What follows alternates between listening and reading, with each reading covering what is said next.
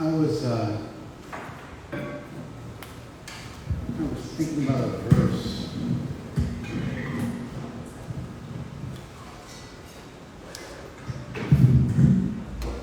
From the Gita on the way in. We start with we'll translate the verse and then we'll go from there. It's quite a well-known text from Gita. Vyadhyasaya atmaka buddhi ekeha kurunana. It's the first half of the verse. Vyavasai. Vyavasai in Sanskrit means determination or commitment or resolution. Vyadhyasaya atmaka buddhi. You have to have buddhi, intelligence. Just like the word Buddha means the intelligent one. You have to have buddhi, intelligence, which is vyavasayatmaka. Atmaka means characteristically, fundamentally. So you have to have intelligence which is basically and fundamentally resolute. Ekeha, in this world, one-pointed, resolute intelligence. Bahu shaka hi anantascha buddhayo avyavasayam. The buddhaya, the intelligence of those who are avyavasayinam, of the irresolute, their intelligence, bahu shaka hi anantas. Their intelligence is many-branched and unlimited. Which, if you just literally translate, it sounds like it might be a good thing. So, the intelligence of the resolute is one-pointed, focused. The intelligence of the irresolute is many-branched and infinite. But anantas, which means infinite, anta means end, ananta means no end. Infinite in general is considered to be praise. Your intelligence is unlimited. Would appear to be a compliment. But in this verse, as is made clear from the preceding and the subsequent verses, it's a criticism. Equivalent in a formal philosophical way of saying you're all over the place. Focus, you're all over the place. And eventually Krishna will go on to say, samadhana vidhyate. They are not given samadhi. They're not given self-realization. These avyavasai, these irresolute persons, they're not granted samadhi, they're not granted perfection, they're not granted self-realization. Let me just do the verse again. The intelligence of the resolute is one-pointed and focused. The intelligence of the irresolute is many-branched and the infinite. And subsequently we learn that they are not able to achieve self-realization. And so for sure the unlimited means you can never focus on one thing. You have unlimited different directions that you're dabbling in. You're spun out, you're all over the place, and you're never going to get anywhere in your life because you're digging your well 1 foot deep. You're digging 1,000 of them and they're all 1 foot deep.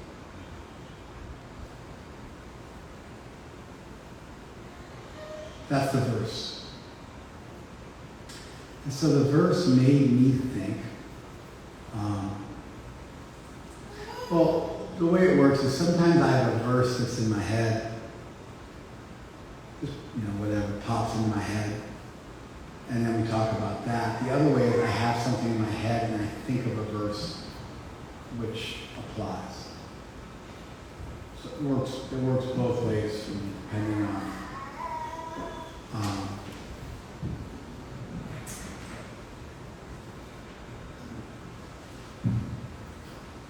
what's going on in my day. Sometimes I have an idea and I'll locate a verse which relates to or extends, validates, authenticates, fleshes out, applies to in some sense what I'm already thinking about.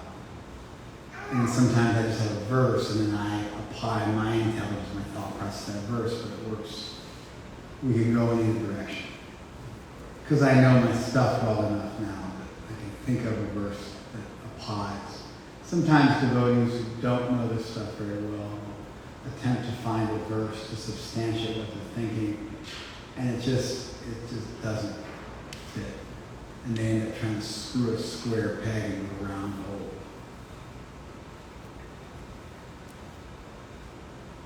You know what I mean? Like they want to talk about, forgiveness or something like that. And then they think of a verse which is about, saying grace. And they spend the rest of the class trying to awkwardly fit those two concepts together. And then if you don't know what's going on, then it'll sound cool to you, but then you're just inheriting their spastic legacy of poor thought. And then if you do know your stuff, you're like, that's an awkward verse to pick for that point. Anyway, what I was thinking about today.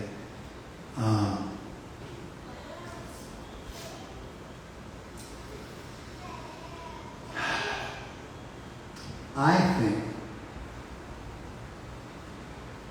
that all of us are put in this world with a certain purpose. You gotta work a little harder, girl. So try harder. You try to sit down too much. That's the problem. Just commit. Gotta shake back and forth. Stick around your hip. It'll be easier. That's why God gave you big hips. Stick the kid right on your hip. I'm trying to stick my kid on my hip. They just slide right off. I'm hipless.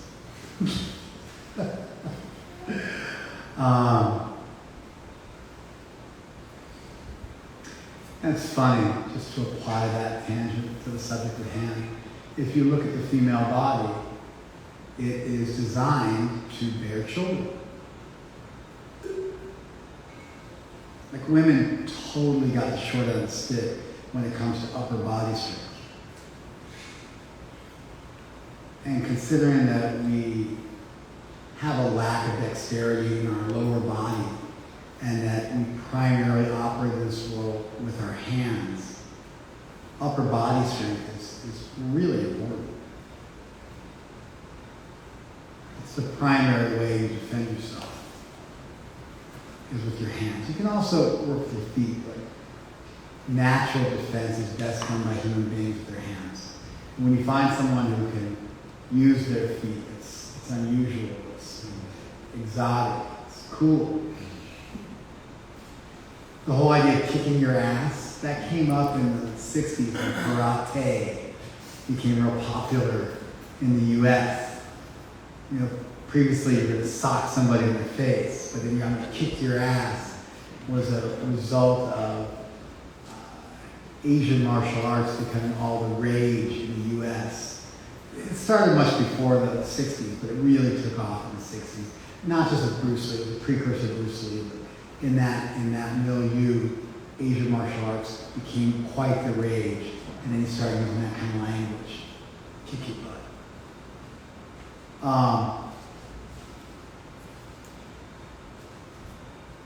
But if you really want to see two people get down and violent, nothing beats a bare knuckle, hands only fight. You surprise people with kicks, but when you start slugging each other in close quarters, that's like the apex of human violence.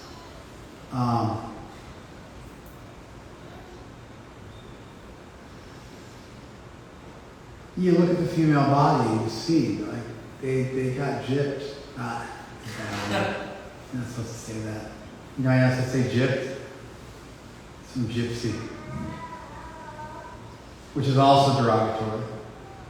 So, first of all, the word gypped, like, you know, you got Jewed, you got gypped, super derogatory term, should never be used. I'm part Jewish, so I can say that.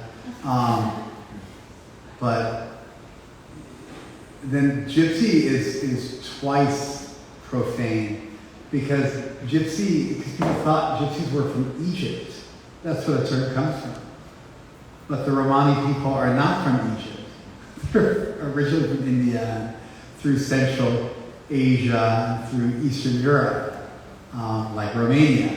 But somehow, just foolish people didn't know where they were from, so they thought they must be Egyptian. That's where the term gypsy came from, and then the term turned into a verb and used to indicate you were con or cheated or something like that.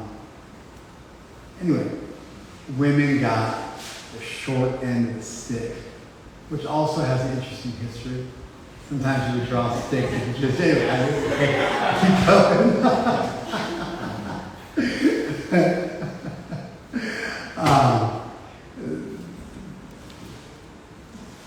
Because they didn't get the upper body strength.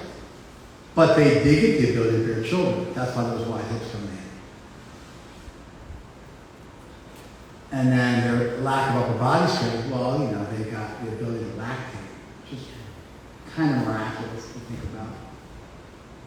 They just eat and then produce perfect baby food.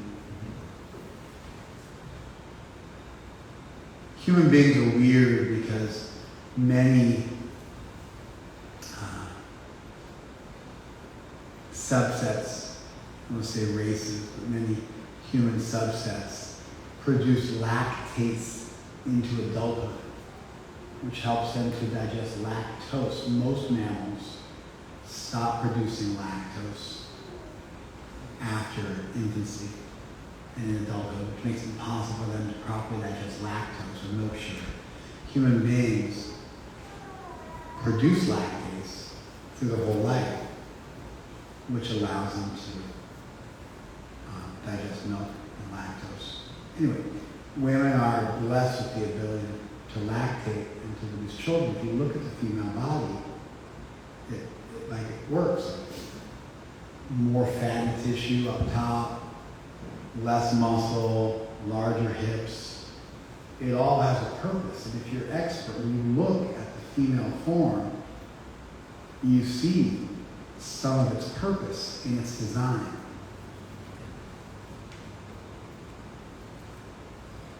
You see its telos, its purpose, its innate purpose. How it got that purpose, or that was through blind evolution or some kind of an architect. We can save that discussion for another day. But this, you look at something, if you look at it carefully, you can find out its purpose. You can find out its purpose. Males, especially human males, male mammals more generally, but especially human males, are gifted with upper body strength and testosterone, which has this weird effect on your amygdala where it makes pain pleasurable. So if you have high enough testosterone, you enjoy fighting, you enjoy competing, you enjoy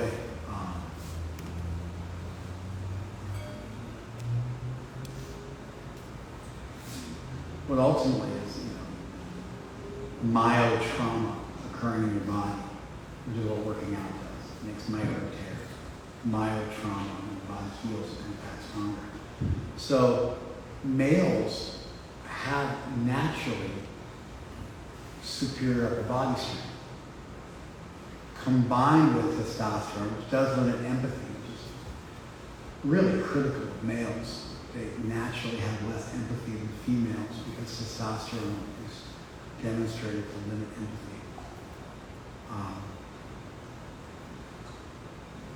But they have this natural, innate potential, especially in youth, to enjoy violence, which puts them in a good position to defend the tribe. And the ability to give birth and lactate puts women in a good position to bear children and feed them, nourish them. A dispassionate look at the human body yields this information. It doesn't mean you have to be limited to this. We can, we do all sorts of crazy stuff. Fly in planes, wear clothes, cook our food, build houses, central air conditioning, philosophize, and write books, and learn how to read, speak with recursive language. Human beings are unique in so many ways amongst social animals.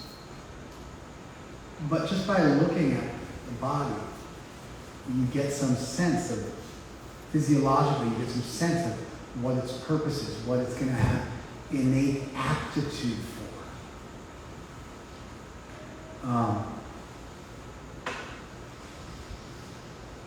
I want to extend that idea, and I want to say that if you look closely enough at yourself, you will understand what you were put on this earth to do. And you can go two ways on the argument. You can say you were born to do something. Mark Twain, the two most important days of your life, the day you're born and the day you find out why. You can go with this teleological perspective that you innately were born into this world with a purpose. You can take a little bit more of a nurture versus nature argument, and you can say your basic sense of self formed between the age of 2 and 5 years old. By the time you turn 5, your innate psychology and function was set, but largely was affected by how you grew up. You can also take a combination, a hybridization of those two positions. I think all of those are reasonable, and of course I prefer the hybrid position. I think there's something to be said for nurture as well as nature.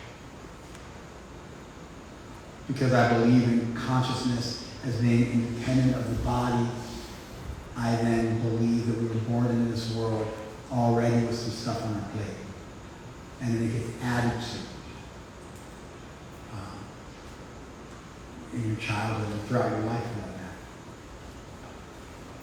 But the idea I'm espousing today is that if you look closely enough at yourself, just like if you look close at the human body, you understand the opposable thumb, lack of proper canine teeth, long herbivorous digestive tract. You understand something about our diet and our skill set, our huge prefrontal cortex. You understand our ability to speak in recursive language. You understand something about what we'll excel at as a species. As a species, human beings are distinct from other social mammals. And by looking at us carefully, you can see how we're just unique and different, and also the same.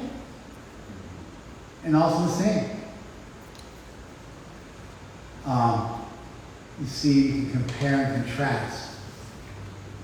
So,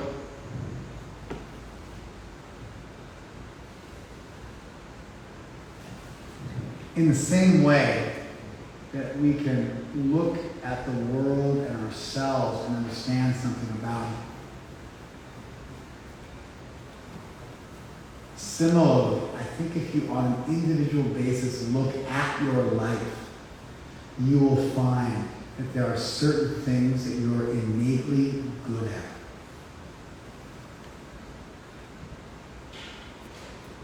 It's like fingerprints. You might have one thing in common with one person, something else in common with somebody else, but if you take the whole thing, the hand you were dealt by the deck of life in your early childhood, it's like a fingerprint.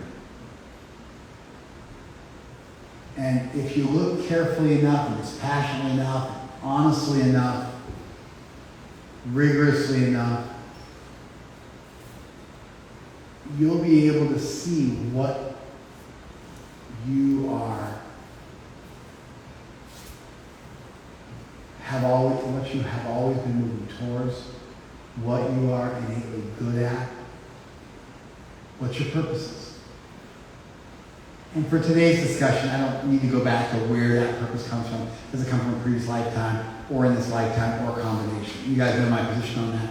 But we're just going to skip that part of the discussion, which is worth having, but we're not going to have it today. You'll be able to figure out what you're good at. And not just like what you're good at, but what's natural for you. Kishore Radhika, raise your hand, please. Perfect example. Kishore Radhika works for Starbucks. She put in a notice. Been working there forever. She makes huge money, a couple $100K a year. Big coder, super in charge, super successful. She's good at it. But I noticed Kishore Radhika, who I just met 4 years ago. I noticed that she ended up becoming a mother to all the devotees in our community, which made no sense to me because I find her to be super unmaternal.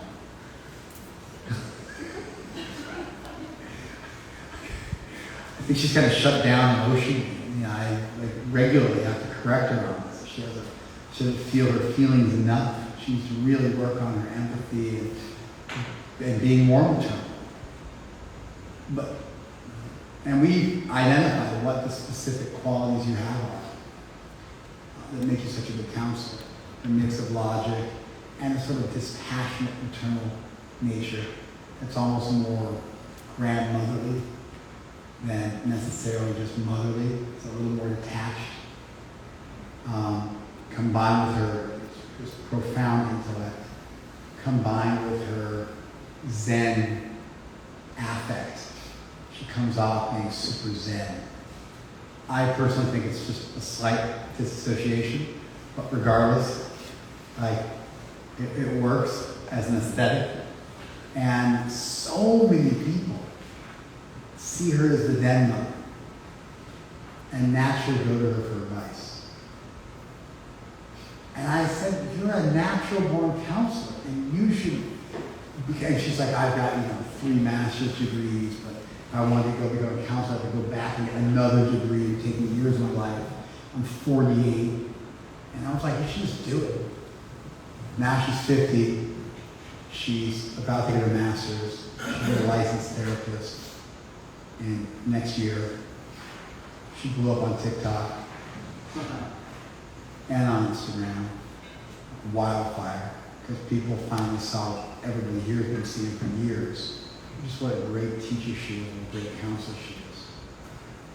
And it turns out, what I noticed, what we talked about, turns out like hundreds of thousands of people, even millions, appreciated it as well.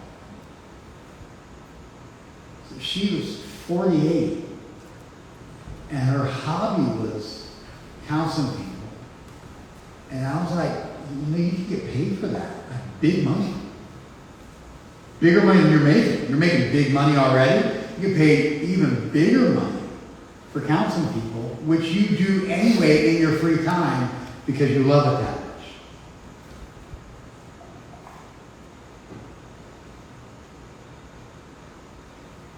That's a radical story. At the age of 50, going back to school and doing a massive career shift at the age of 50. That's atypical.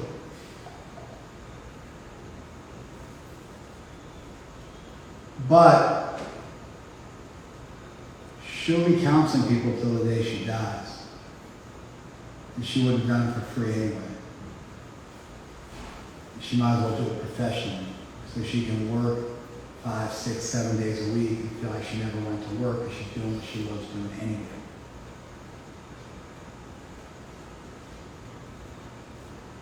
Not everybody gets to do that. Sometimes you gotta just work a job, make it happen, and have a really rich after-school life. a real rich hobby life. You don't monetize your passion. So I don't want to comment on that either. I don't want to comment on whether you have to be able to monetize your raison d'etre, your reason for existence, your telos, your purpose, why you're here. The why, which then informs the what. I don't necessarily want to discuss whether they have to be able to monetize that or not. I think it's a less important question. For today, what I want to focus on was that every one of us sitting in this room has a list of natural skills and abilities that are unique to us in their particular combination. And it positions us in this world to contribute in a very specific, very meaningful way. And if you can figure out what it is that's unique about you, what your natural skills are, what your natural aptitude is, why you're here, how you excel, if you can figure that out, you are well on the way to finding a profoundly meaningful and ultimately intensely successful life. Both in terms of personal happiness and profound happiness, and also in terms of your ability to contribute to the world. And I think everybody should really know themselves and what they're put on this earth to do and what they're good at and what they need to do. And this is where I want to get tricky. Everything I've said so far, I think is fairly commonplace in woke circles. But the next one I want to introduce, I want to throw a curveball in the mix. I mean, what I said I think is slightly challenging to the status quo. But I think at least within woke circles, this is fairly standard. The next one, I think is a bit more subversive. Here's part two. Your unique skill set that you have that makes you special and enables you to meaningfully contribute to the world, make the world a better place, excel, become successful, become popular, really make a lasting legacy level contribution to the world in which you live, and have a great time while doing it and be really satisfied.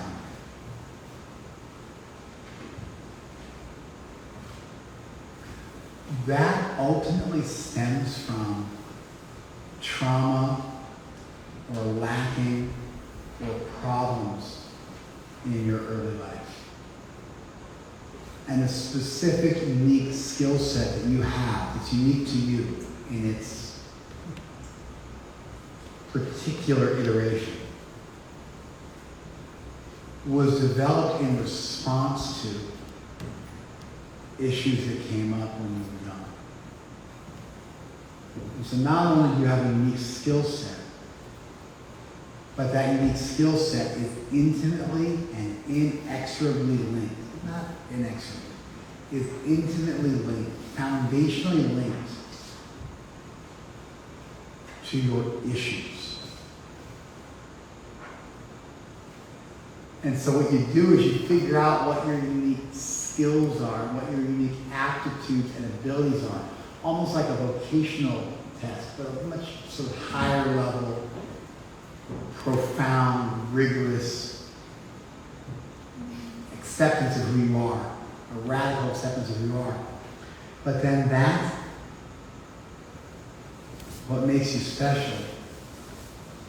It's fundamentally and innately linked to your pain and trauma and your attempts to heal and overcome. And so you first discover that skill set and aptitude, and then you work back for how you got there. What was that all in response to? And you know, if you're like 6'7" and you're a basketball player, okay, that was just pure genetics.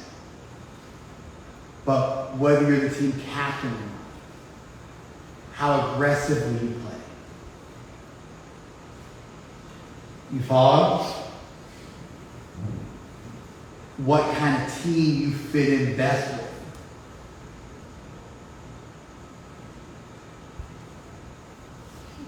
When you take the whole package, you'll be able to find your issues and primitive attempts to overcome them. And that sets you on a profound journey of self-discovery and self-acceptance and healing your pain. And so if you do it right and you discover what it is that makes you special, you also discover the ultimate origin of your issues. And those two things linked together, where exploring what you're good at becomes, if you do it right, therapeutic and heals your pain. So this stuff is important not only to contribute to the world and be happy doing what you do, but it holds the key to unlocking your past and confronting and dealing with and healing your pain.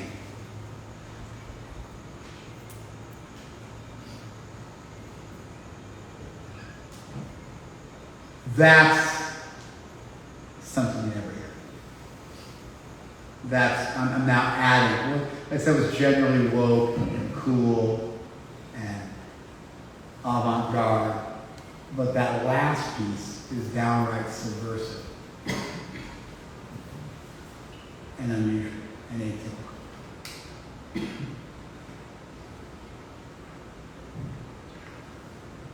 And so to continue Kishore Radhika, just because I'm picking on her.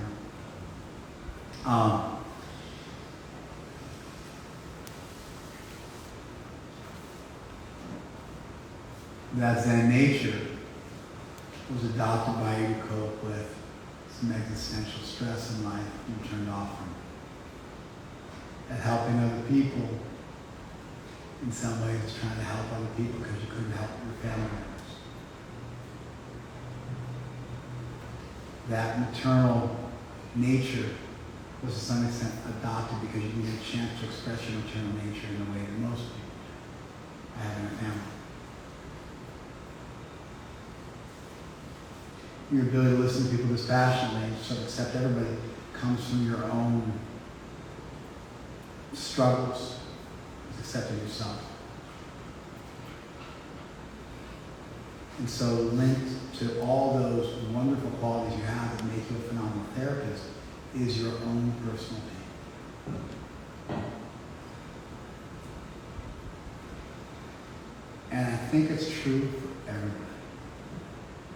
And so discovering your unique talents and abilities gives you the promise of a rewarding career and a fulfilling life, a life of significant contribution, but it also gives you the key to unlocking and dealing with your pain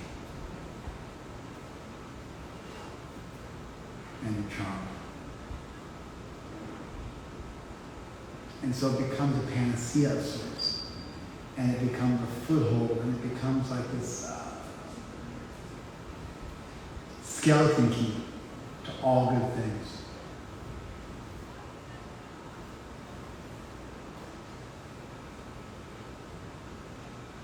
And it requires focus. Because to hone in on what makes you you, you got to not get stuck on the riffraff of other people and their voices telling you what you should be. You got to fly in the face of society's mores and values to some extent to figure out who you are. You got to radically accept yourself. You got to not be afraid of going against the grain. And being weird and being unusual and being unique. And you have to dispense with and get away from other people's voices trying to tell you what you should be so that you can hone in on who you are. And that takes incredible focus. and determination and conviction and commitment, all of which are communicated by the Sanskrit word devasai. And so now looking at the verse again, the intelligence of those on this path is resolute and one-pointed, whereas the intelligence of those who are not such so committed is many-branched and just runs around endless. Infinite is the wrong translation of ananta. Endless is the proper translation, in the sense that it branches off endlessly in different directions and digs 1,000 wells 1 foot deep, but never hits water. And so, one of our big fears is being defined, put in a box. Sometimes we resist labeling stuff. But labels are great. Human language is ultimately symbolic, and it's a way of labeling things so you can meaningfully communicate about them with somebody else. There's negative labels. There's also really good labeling so that you go, you know how I feel? I feel like angry and irritated and annoyed all in one, kind of overwhelmed. So it's like, yeah, I feel you. I know what you're talking about. How else do you communicate? Except by appropriately labeling something so you can communicate to somebody else who then, through their good projection, which is what we call empathy, their good projection is able to put themselves in your shoes and understand where you're coming from. Judgment's also a good thing. It's a bad rap. You should be able to judge whether it's safe to pull out in traffic or not. There's all sorts of things you can be able to judge. So, there's bad judgment, there's good judgment, there's bad labels, there's good labels.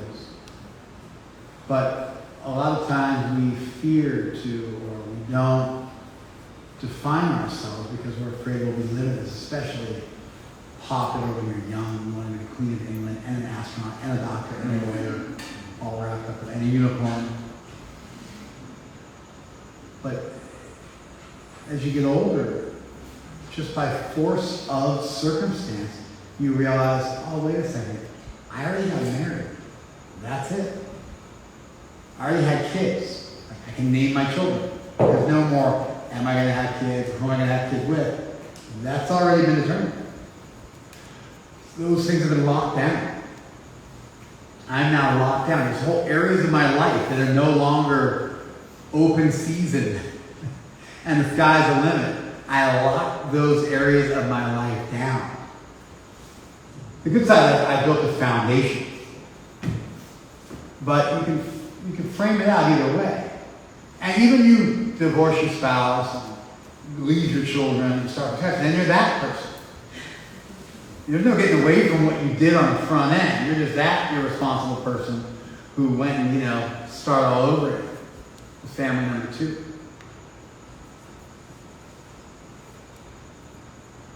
Kim doesn't get to erase all of her past just because she went back to school. She doesn't start like a tabula rasa, like a blank slate at the age of 50. Rather, she adds to all of her previous experience and is pushing forward and extending her abilities.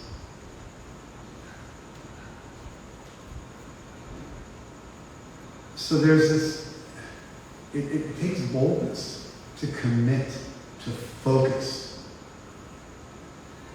to turn off the noise and the chatter, to be radically honest, to go deep, to admit who you are to yourself, to admit what makes you tick, to commit to what you value, to pursue it. But if you at least find, what is this key I need? What is this about me? What am I striving for? What makes me tick? Who am I? If at least you can find that, there's power that comes from that. And you're more able to, with the exercise of your free will, stay on course and really get somewhere in this life.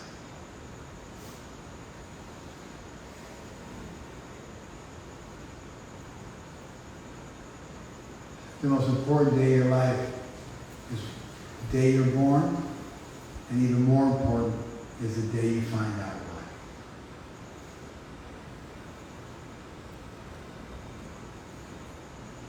Why am I here? What makes me tick? How can I contribute? What am I going to do? What's my life's work? And how does that life's work inform and educate me about my fundamental issues? What I need to work on? And how can I therapeutically use my skills to move forward in the world and also to move back in the world, to go back and address those issues that got left unaddressed because I was too young and didn't have the skill set to deal with it. That's a profound life. That's a life of magic. You do good for the world, you do good for yourself. And the key to all that, and what I was trying to say today, was this ability to rigorously look at yourself and ascertain, who am I and why am I here? And then to commit to that and let that define you and not be afraid of being limited, but understand that actually through that commitment, through that resolve, through that shutting out chatter, comes power and fortitude and perseverance.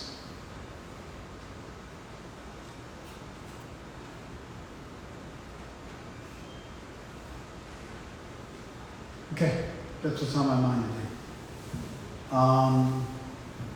Give me some feedback. Yeah.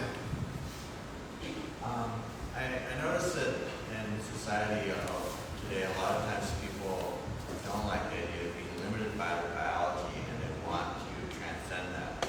Would you say that a lot of the... Sure, let's go with that. Let's go with, boys should become girls and vice versa, and men should stay at home and take care of the kids, and women should, be police and MMA fighters, and we shouldn't do co-ed. It's just like a straight reversal of the standard mores and traditional roles that men and women play. No problem.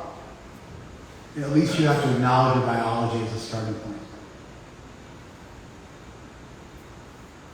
At least you have to acknowledge a pretty important aspect of yourself, your biology, as a starting place. If you have a drive to change that, okay, let's just go ahead and just radically accept that, no questions asked. Then at least the precursor of making such a major decision to subvert your basic biology should be an awareness of the standard limitations that biology places on. From that place, you have a much greater ability to realistically look at what's entailed in subverting the norm. Not the norm of what society's foisted upon you, but the norm of what you actually, your actual body. And in fact, that's exactly what you have to do. Like a woman wants to become, there's a million ways you can be genderqueer. And so I don't want to, it's like, but generally speaking, if you want to go ahead and be trans, then you end up taking male or female hormones. Because the biology is actually important, is part of the equation. That's why people take hormones. Sometimes they get surgery. And then the surgeries people get and the hormones they take are designed to specifically address that they're going against the grain of biology and the hormones in the body. And they're having to adjust those levels to do what they want to do. So an awareness of your nature is critical, even if you want to overcome it. So rather than making a comment on, sort of whether I think people's attempts to subvert biological norms is always healthy or always unhealthy, rather than making some kind of blanket statement like that, I would just say that even if you do want to do those things, you need to start with self-awareness and rather acceptance of where you're at, even if the goal is then to overcome it. And so the principle I'm espousing holds true. Did you follow that? Yeah. Could I ask my question now? No. Yes. Thank you for this class. I'm really grateful it helps provide me a roadmap of what to do moving forward. The part one of like why am I here, I feel pretty grounded in the idea that, I mean, I love being a therapist and like teaching and exploring within that realm. But I haven't done the part two, or I have a lot more to do in the part two, which would be why I became a therapist and what I was avoiding, which is really just, I became a therapist in an attempt to avoid my reality altogether. And so I'm really grateful for your class. Kind of a blanket statement. When we met, the first day we met, I told you you became a therapist to cover up your trauma. I know it's not- And you were like all spun out. I said to day one, years ago, you remember? You got super bent in shape about it. So it's true now as it was then. I think you have a pretty strong awareness of the things that were wrong in your life that you were trying to compensate for or avoid by becoming a therapist. So I don't believe it's as unexplored as you make it sound. I also don't believe it's as generic as you said. I think you have a specific list you could write down and talk about if you wanted to, of the exact things you became a therapist to avoid dealing with, but ultimately what you became a therapist to deal with. In the initial stage, you became a therapist to avoid it. But by becoming a therapist, you then got a skill set which then enables you to go back and look at it. And so really, it wasn't avoiding it, it was an awkward way of attempting to address it as much as you were able to where you were at in your life. And so if you do it right, everything you did prior to having the realization that we're talking about today ends up helping you in the long run. And you didn't waste any time because you were always developing skills and abilities that ultimately enable you to go back and do the work you need to do because you're always trying to heal. It's our nature to try to heal. And even when we do it awkwardly, we're still trying to heal. Once you finally figure it out, it's like putting like something together right.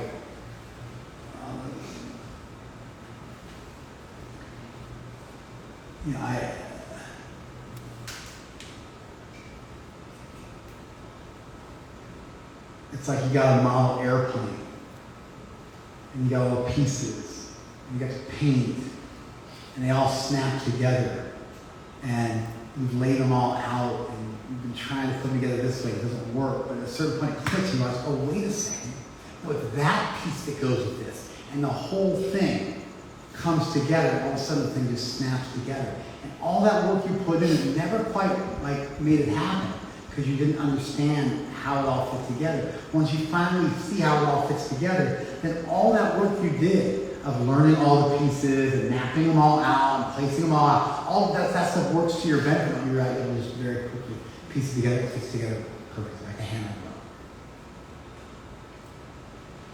So even your failures and the awkwardness and running away from and the surrogates and all this stuff that was going on and the decoys, once you get it, it's like a skeleton key, and all that stuff now becomes building blocks of your success because you've accepted yourself, what it was you were always trying to do, even if it was indirect. And then once you figure that out, you can directly fix it, and it comes together beautifully. Did that make sense? Yes. More. Yeah, and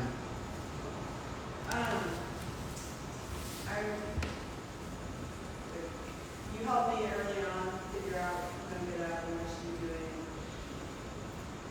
And this lecture is reminding me, like it's helping me because sometimes, now I know what I'm good at. It was gave me a very clear understanding of it. Then sometimes I'm not always like super boss in every way at it. And I get confused that's another thing. So, number one, you're way ahead of most people, most 30-something-year-olds. because you've really found your purpose in life. And you know, on a micro level, you can be quite self-absorbed and narcissistic. On a macro level, you're amazingly selfless and philanthropic. And I'll take that any day of the week. Your self-absorption is petty and shallow. Your philanthropy and selflessness runs deep, because your entire life is spent doing selfless service. And sometimes while doing that, you can be a little petty. It's like a very small fault in the grand scheme of things. Did you follow that? Versus someone who is profoundly self-absorbed and has a very shallow level philanthropy running through them. That's a way worse problem. Like, way worse doesn't even do it justice. It's a disaster. You just need a little like, a little sandy, a little light. You know what I mean? A little high grain sandy, you know? Get like a 200, you know?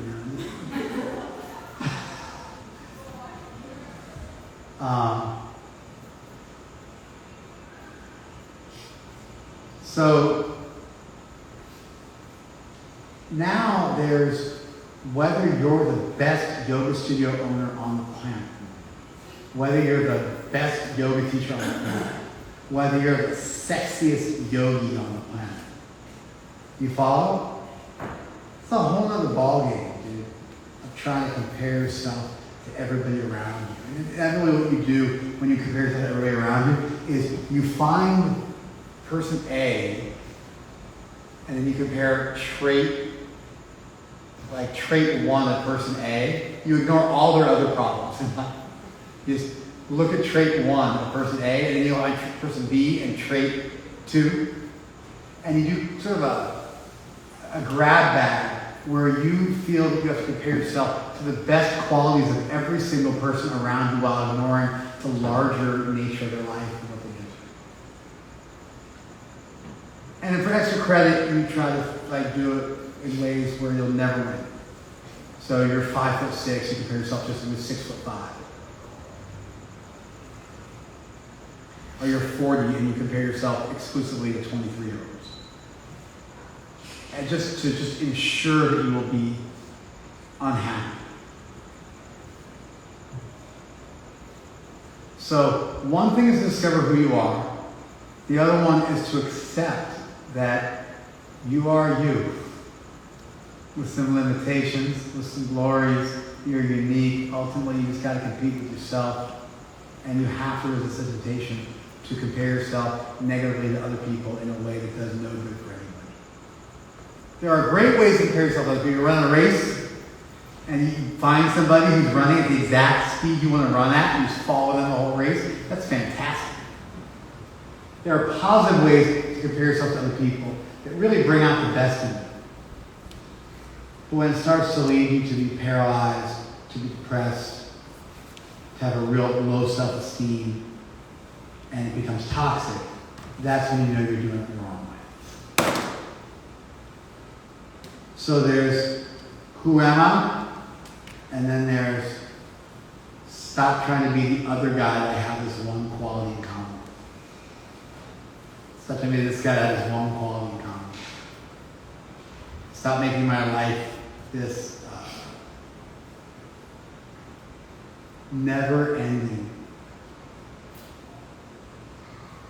endless cycle of misery of comparing myself to people with no end. And if I'm running a race and I get better than one person, I just find somebody else who's like better pole vault. This is nothing. And you just kind of always find someone somewhere who's doing something better than you, and use that as an excuse to be miserable. That's a different animal. Did you follow that? That's not the same as discovering who you are. And so you got to deal with both those things as separate phenomena of your life. And you should feel blessed. Cup is half full. You figured out why you were put on this earth, and you're good at it. In fact, you're not the best person in the whole world, every single thing you do. And you have to learn to accept that and take a deep breath and just be chill about it. That's another conversation. More? Yeah, Harsh. From extraordinary class, I was really inspired by how you put those two things together. I was wondering if you could comment a little bit on the symptoms that come with healing as you spoke about. Yeah, you're peaceful. You're honest. You're an open book. You stop putting on a mask when you deal with other people. You're guileless.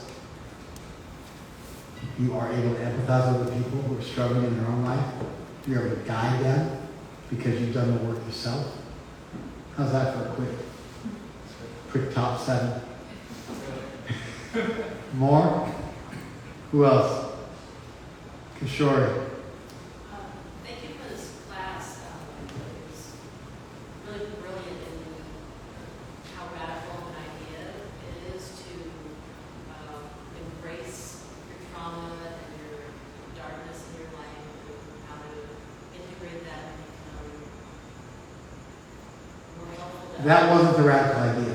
The radical idea was that when you discover your skill set, you ultimately can use that to discover your pain and how your skill set was an attempt to deal with the pain, a primitive attempt to deal with your pain. And how by seeing how they're related, you can then use your unique skill set to help you heal your pain. The shadow work, you don't need a shadow work aspect of it, like embracing your negative side, embracing your pain. That's of course, that's always a win. That's always great. That's always good to do. But the specific thing I was trying to contribute in today's discussion was the point I just made. Did you follow that? You got it now? What's up, bro? Yeah, I was wondering what you think about getting a clear perspective on your trauma. I mean, I think it's beneficial to always have mentors and guides in life who can help you get to a deeper place yourself. Now, the person who's their own guru has a fool for a disciple. Okay, there's no one in the world who can guide you in any capacity and help you in any capacity. It's just like what, like you got daddy issues or what? That's what it always just screams unresolved daddy issues. We should all find people in life that see further than we do, that are older than we are, that are wiser than we are. Really strategically take their guidance without giving up our free will. And that will help us to rapidly move forward and see further than we'd be able to on our own. And we don't need to reinvent the wheel. We can go ahead and take guidance. You're not going to lose yourself or join the cult. Take some guidance, trust yourself, keep your eyes open, no problem. And that's the best life. More? Yeah. One thing I appreciated about this class is that you started out talking about this verse about having single-pointed focus and attention, and then you started to sort of get distracted by all these like different etymologies and stuff. At a certain point, you were like, I was like, why are we talking about feminine hips right now? But then you actually turned that point into like a point about like you brought this nature nurture, right?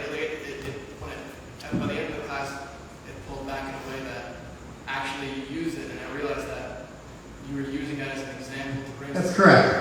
I knew where I was the entire time. Yeah. It wasn't accidental. Yeah. I knew what I was doing. I'm just that good. And everything I said previously all magically came together at the end. Everything fit together. And there was value in everything I said, which echoes and resonates with the very idea I was trying to teach. And when you figure out your purpose, it all fits together. When you figure out your purpose and your pain are joined at the hip, it all fits together. And then your life becomes better, more streamlined. You're more effective. You're more efficient. You get a lot more done. You heal a lot faster. and you perform at a peak level. And when I say peak level, I mean you're moving forward, you're moving backwards, you're healing, you're helping other people, you're becoming successful, you're becoming peaceful, and you're accepting yourself for who you are and not trying to be somebody else.